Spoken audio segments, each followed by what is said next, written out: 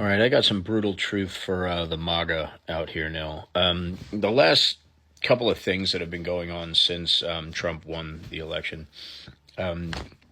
is twofold. First, we'll approach Trump's. Donald Trump has been saying he's going to do these tariffs and everything else, and that's his answer for everything. So all the companies around this country have been preparing themselves about the what ifs. Every responsible company would have been doing this. If there's tariffs on all goods coming in, we've got to increase our prices by whatever percent. We've got to buy all we can before he gets into office, before he institutes these tariffs, to save ourselves money to make sure we can survive the next couple of years. Because who knows if the tariffs have the ramifications that actual experts are seeing them to have. He's basically putting a torpedo in the water to a lot of American businesses, which means the businesses you're relying on that you work for full time, and then some, those Christmas bonuses and things like that. There's a lot of MAGA right now finding out that their companies, because Trump won, are freaking out because of these tariffs that he's going to basically put everyone in danger, and they're not giving Christmas bonuses, or they're cutting down, or they're whatever. They're actually doing that now. They're also raising prices now. It's an excuse for them to make more money up front, but the bottom line is their excuse is because they're going to need it later. That's happening. So all these MAGA people that for years have been defending this man blindly and swearing up and down that everything that everyone on the middle and on the right says is completely, bullshit. You've fought with people for years. You've disowned people. You've ended friendships. You've left jobs. You've stopped supporting little businesses around town that you found out the person was voting for Joe Biden or whatever. You've made those decisions. You've affected other people's lives because of your decisions to believe in someone that other people don't believe in. You've actually made the decision to not. How much of that was focused around the Russia investigation? And when Democrats say something, yeah, just like Russia, and all that bullshit. I mean, how often were these fights predicated on the Russia investigation was just proof that the Democrats were after him and there was no Russian collusion and You didn't bother reading anything. You didn't bother looking at any evidence. You just swore that what, Cheeto Von Shits and Pants told you was true and that it was all a hoax. Well, yesterday, November 11th, Russia State TV put out a statement saying Donald Trump, who won the U.S. presidential election, relied during his campaign on forces to which he has obligations, and as a responsible person, he will be obligated to fulfill them, said Russia presidential aide and chairman of the Russia Maritime Collegium, Nikolai Patrushev, in an interview on Kommersant newspaper. To achieve success in the elections, Donald Trump relied on certain forces which he has corresponding obligations. This is Russia sending a direct word of warning to Donald Trump.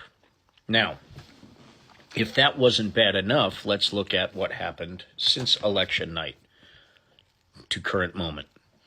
Tons of red flags during the election. More stuff is coming out every single day, which is why I urge you to stay to the end of this video. Hear me out. All right. Donald Trump has pulled off a Trump show, what he thinks is the finale. It's not the finale. It's not even close. The finale is what's brewing in the background that people don't know about yet. But Donald Trump, thinking he won the election, has gone forward, appointing people for this mass deportation of not only, first generation Mexicans and immigrants from all over, but mainly from Mexico, and but also the Dreamers and people like that. So the nightmare of finding out that Donald Trump's policies are actually biting MAGA in the ass, and the Latinos that supposedly voted for him and all that stuff are biting them in the ass. The realization of his actions are actually coming true right now as we speak. And on the other side of the coin, on the Kamala Harris, Joe Biden's side of the coin, we have an election that portrays 14.6 million less votes in the 2024 election than there was in 2020. Now, this is so a little under 15 million votes less. This was with record voting, record registration, new voter registrations, record for not only women but also for youngsters. The Taylor Swift, the Beyonce, all of these little additives that brought out Taylor Swift does a tweet and over 1.5 million people register within that night. I mean, this is the type of stuff that went on in this election. And if you put together all the news stories that went on leading up to this election, then when you put together the supposed results of this election, and then within 24 hours, the prosecutor, lifelong prosecutor, badass, woman of color, Donald Trump's favorite kind of woman, is going to turn her back in a concession speech and just walk away and say, sorry, women, I have to give up this fight on your rights. Sorry, country, I'm going to have to hand you over to the rightful winner, Mr. Donald J. Trump. Please go turn us into Germany in the 40s. Yeah, do you think this prosecutor is going to make that choice 24 hours after this election was called? And Joe Biden, a president who dedicated his entire life since he was 29 years old, made it up to the presidency of the United States, which I'm sure was his life's dream, wanted to go for 2 terms because he could have done it, he would have won the election, but he was having issues. So he did the most patriotic thing in the world, and he stepped down and handed it to Kamala Harris. 108 days was her entire campaign. 108 days.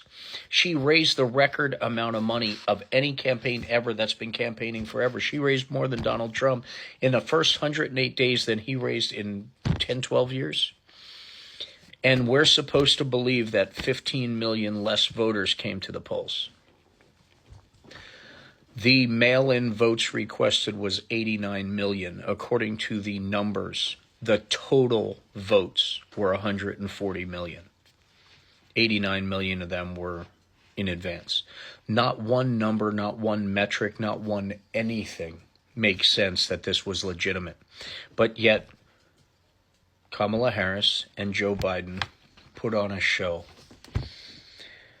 to let people know that they're conceding and it'll be peaceful, but also sending notes, sending little messages that you had to pay attention to catch, which I wish more people paid attention to, but after hearing this video, go back and watch it. You'll see what I'm saying.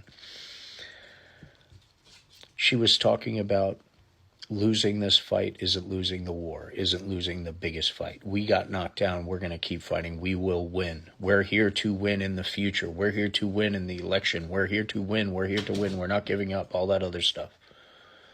Okay? Everyone assumed they're talking about 2028. They're not. They're talking about 2024, this election.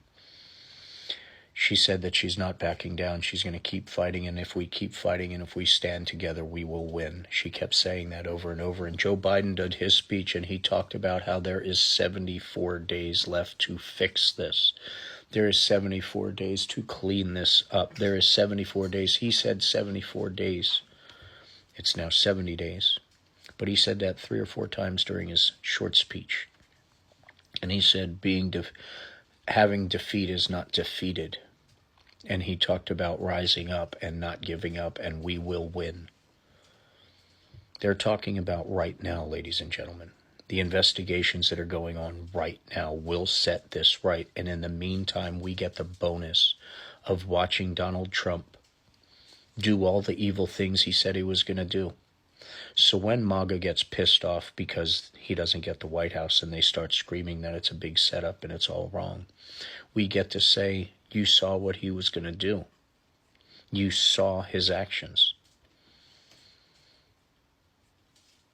Here's the evidence. As Kamala Harris and Tim Walz meet with the immune president, Joe Biden, for a peaceful transfer of power.